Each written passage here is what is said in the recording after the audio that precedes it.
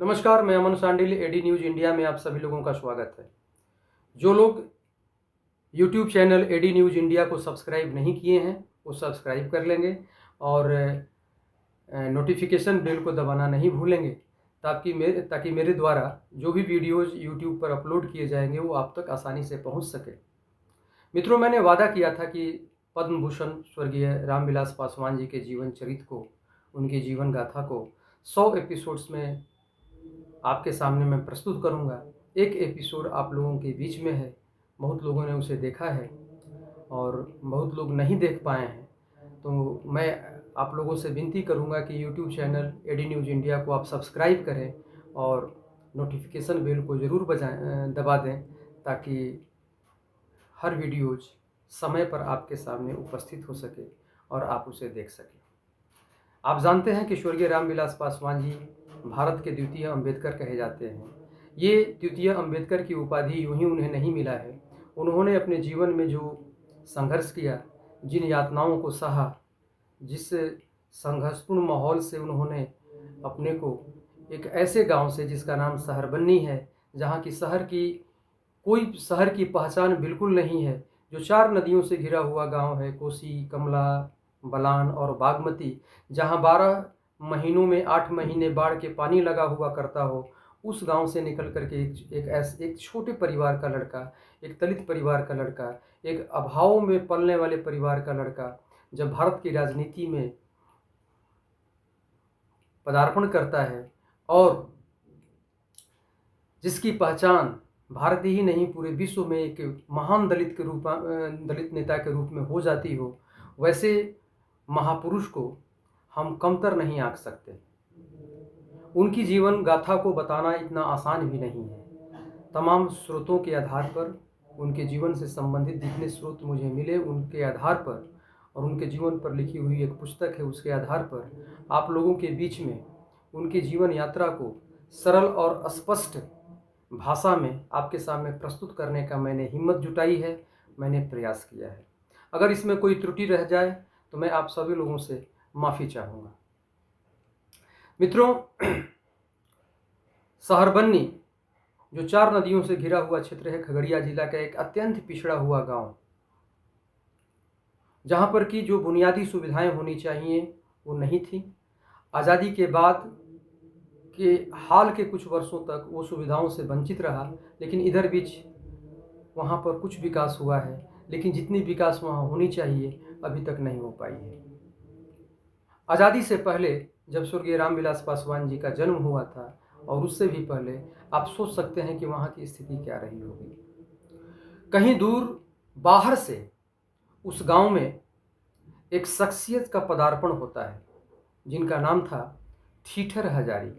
जी हाँ, ठीठर हजारी के पुत्र सोमन दास हुए और सोमन दास के 3 पुत्र हुए, जिनमें बड़े पुत्र का नाम था जामुन दास, दूसरे पुत्र का नाम था जलधारी पासवान और तीसरे पुत्र का नाम था धनिकलाल पासवान।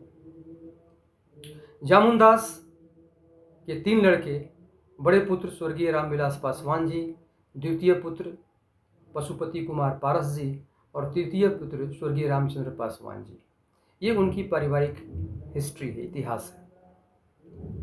मित्रों, सहरबन्नी से लगभग 20 किलोमीटर की दूरी पर अवस्थित कुशेश्वर स्थान है, जहाँ के सबसे प्रतिष्ठित व्यक्ति, बल्कि यूँ कहें कि जिनकी शान शौकत एक जमींदार की तरह थी, जिनका समाज में प्रतिष्ठा था, उनका नाम था खागा हजारी। खागा हजारी के साथ बहुत सारी कहानियाँ जुड़ी हुई हैं। उन कहानियों पर अलग से मैं एक वीडियो बना दूंगा, लेकिन अभी मैं वहाँ नहीं जाना चाहता। खागा हजारी के पौत्र थे बांके बिहारी। पौत्र यानी उनके पुत्र के लड़के थे बांके बिहारी और बांके हजारी, और बांके हजारी की पुत्री थी सिया देवी। ये मैं क्यों बता रहा हूँ?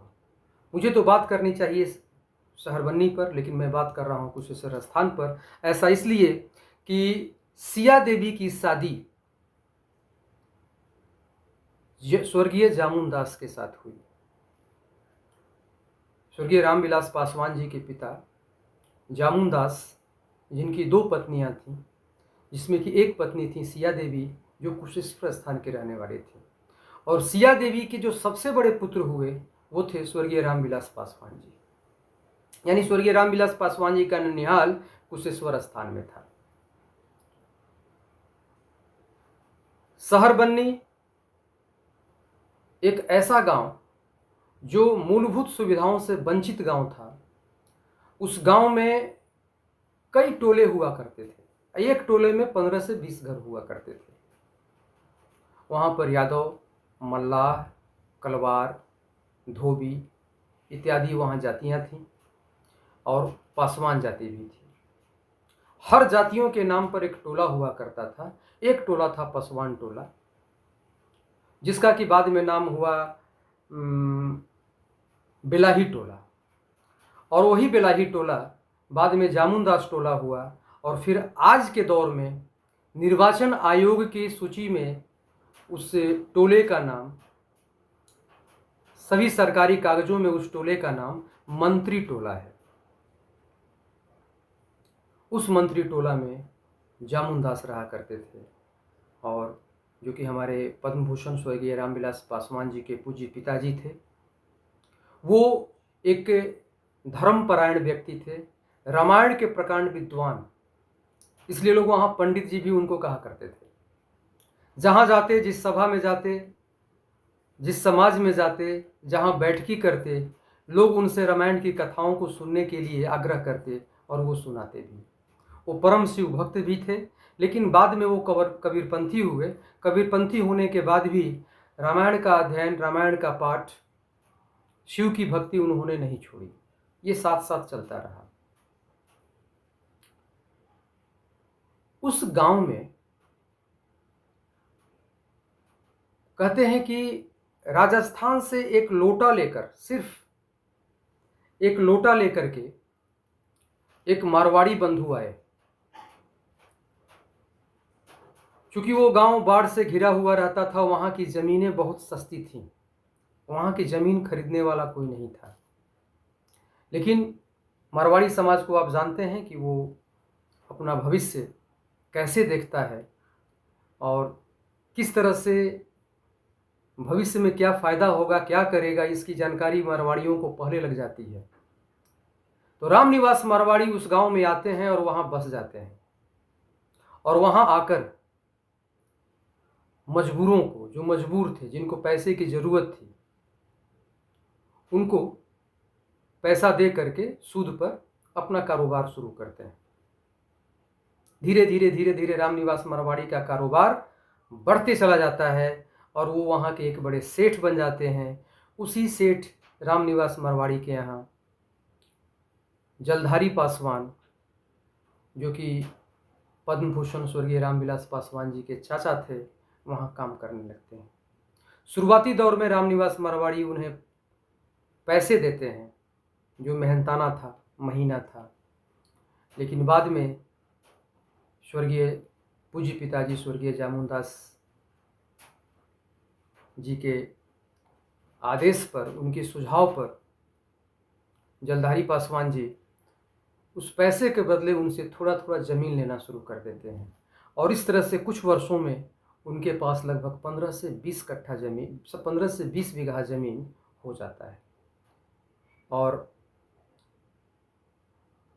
स्वर्गीय रामविलास पासवान जी के पिताजी स्वर्गीय जामुनदास जी उस समाज के एक प्रतिष्ठित व्यक्ति बन जाते हैं।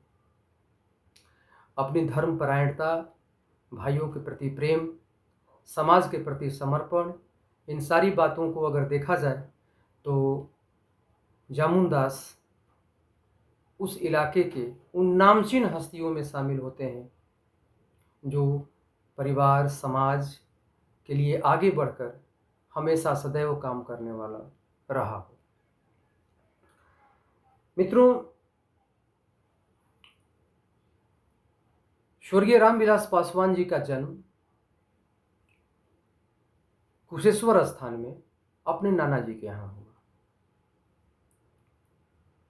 और चूंकि सहरबन्नी एक ऐसा इलाका था जहाँ कोई सुविधाएं नहीं थी, जहाँ कोई प्राथमिक स्वास्थ्य केंद्र नहीं था, इसलिए जब हमारे पद्म भूषण स्वर्गीय रामविलास पासवान जी अपने माँ के गर्भ में थे तो उनकी माँ को पिताजी ने अपने ससुराल कुशेश्वर स्थान कुछ दिनों के लिए छोड़ दिया, जहाँ पर कि हमारे पद्म भूषण स्वर्गीय रामविलास पासवान जी का जन्म हुआ। उनके जन्म के बारे में कोई विशेष जानकारी उपस्थित नहीं है, लेकिन उनके मैट्रिक सर्टिफिकेट में जो डेट ऑफ बर्थ है वो 5 जुलाई 1946 है, और उसी को हम लोग उनके जन्मदिन के रूप में मनाते हैं। ये